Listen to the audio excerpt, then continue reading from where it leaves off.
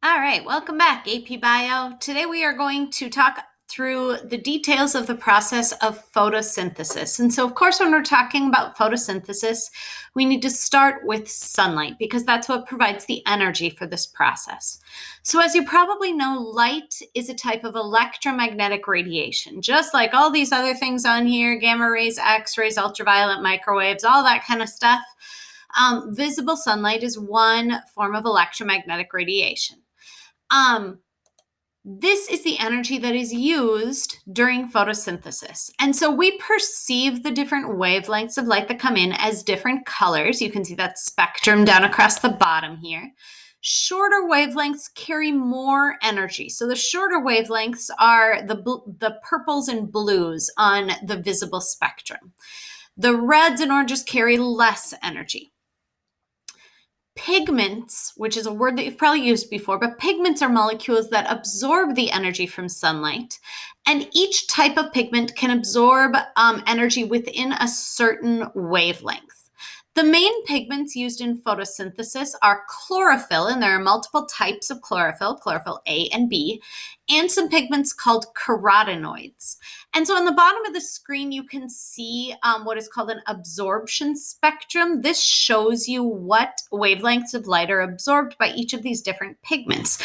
So you can see here chlorophyll A absorbs wavelengths down in the purple region of visible light and a little bit up towards the red region. And the same with chlorophyll B. It absorbs some kind of bluish purples and some kind of reddish orange. The carotenoids absorb some blues mainly, a little bit of purple, a little bit of the dark bluish green colors. But you can see from this, the reason that most plants appear green to us is those wavelengths in the green-yellow area are not really absorbed by any of these pigments, and they're not really used in photosynthesis. So those are the wavelengths that reflect back to our eyes, and that's what we see. This is an overview of the first step of photosynthesis, which is called the light reactions. And it's called the light reactions because that's the part where the sunlight is actually used. So you can see here, sunlight comes into the process of photosynthesis actually in two places, right here and also right here. When sunlight hits a chloroplast, it actually goes through and hits a complex of molecules called a photosystem that's embedded in the membrane of those thylakoids inside of the chloroplast. In those photosystems, there's a whole bunch of pigment molecules. All of these green molecules represent pigment molecules, those chlorophyll molecules.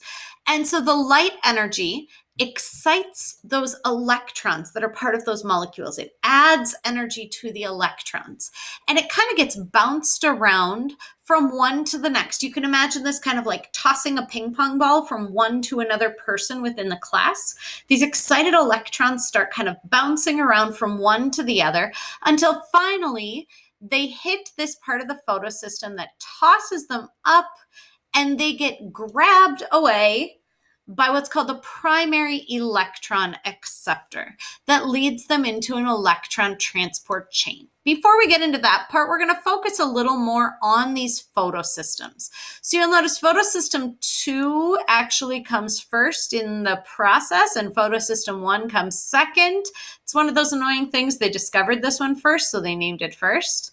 But photosystem 2 and photosystem 1 both take in sunlight. So we're going to look at those a little bit more.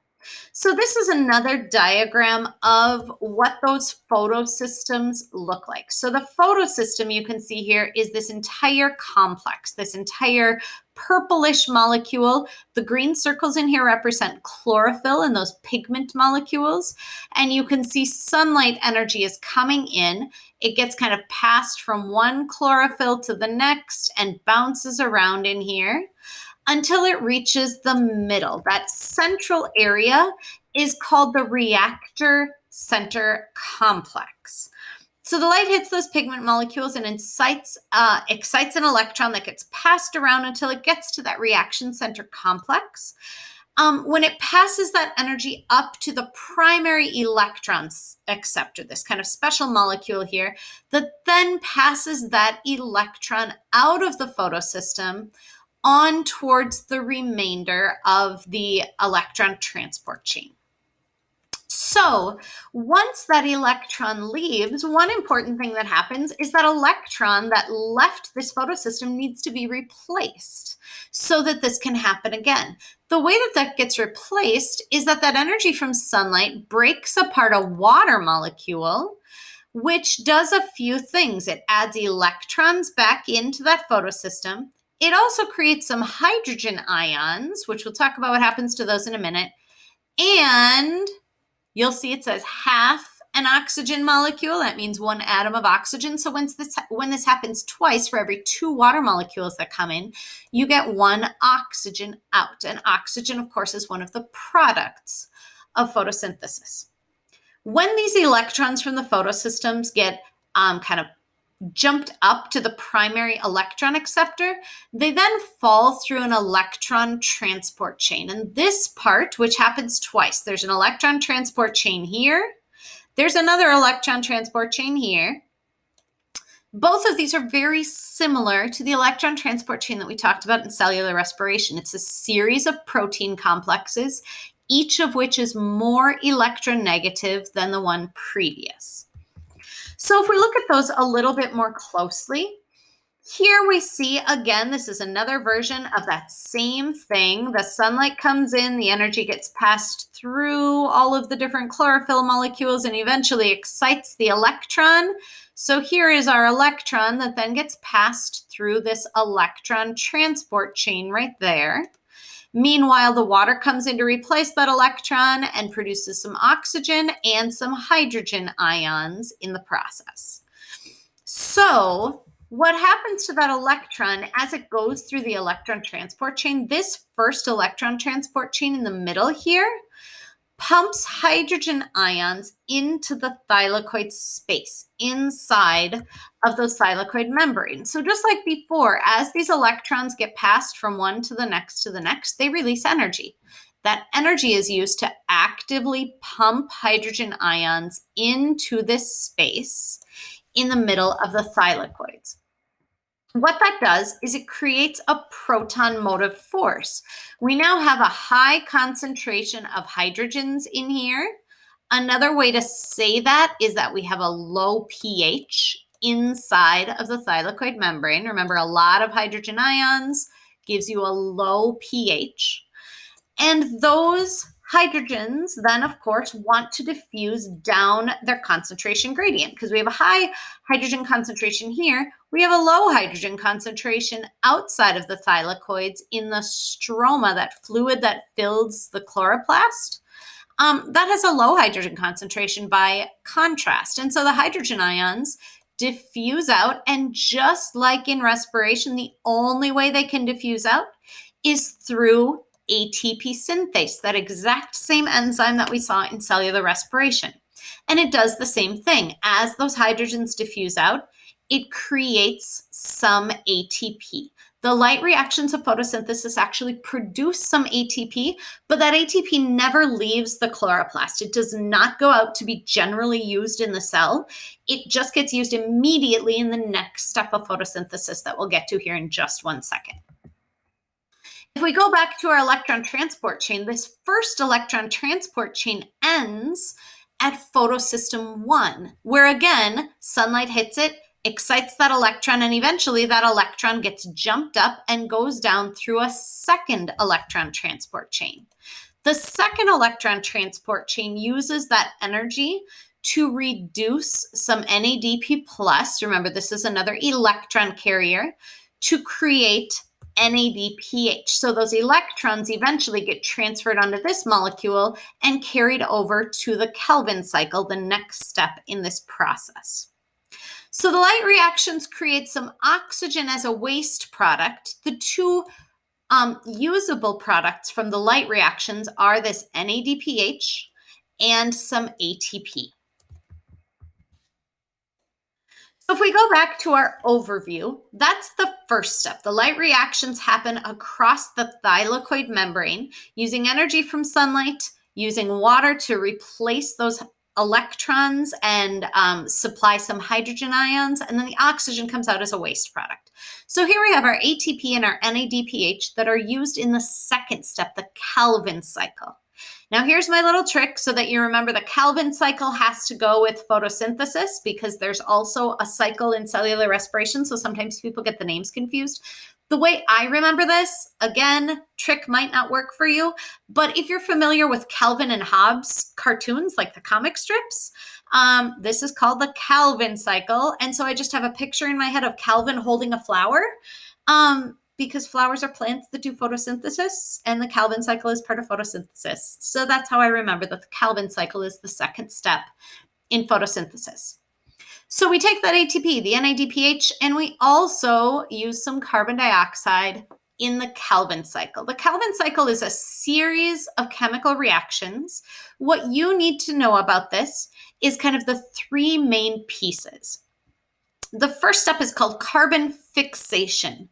The word fixation in biology really means taking something and making it into a form that's usable by living things. So in this case, we're taking carbon dioxide, which is not immediately usable by living things, and attaching it to this molecule, RUBP. The enzyme that does that is called Rubisco. That's a good enzyme name to be familiar with because it's probably the most abundant protein on the planet because it is so important to this step. Rubisco is what makes carbon usable by all other living things. So it attaches carbon dioxide to this other molecule. Then that bigger molecule, now we have a 6-carbon molecule that goes into this reduction step. This molecule is then reduced, and this uses energy, and it uses that NADPH. So these are the two things that came from the light reactions, and they're used to reduce that molecule to produce one 3-carbon sugar down here. In other words, half of a glucose molecule. Then we need to continue, we need to finish this cycle. Basically, the purpose of the third step is to regenerate this RUBP molecule so that the cycle can continue. So the third step, the regeneration, just recycles a bunch of molecules so that we have this again, so that we're able to fix more carbon to make more of this. So this Calvin cycle needs to happen twice. And then you get 2 3-carbon molecules that are bonded together to make one glucose. So that's photosynthesis in a nutshell. The light energy is used to excite electrons that travel down electron transport chains that eventually produce ATP and NADPH. In the process, water is used to replace those excited electrons, and oxygen is released as a waste product. That ATP and NADPH is used in the Calvin cycle to use carbon dioxide and reduce it into a 3-carbon sugar that's then used to make glucose. Again, I know there's a lot of detail in this. I am going to link an interactive activity on today's classroom post. This is not required, but it's a really, really good way to go through all of these steps. It actually has you kind of drag the molecules around step by step, so you can kind of see this process in action. So if you want a tool besides just reading and reviewing your notes to help you study photosynthesis, this is a really good thing to use.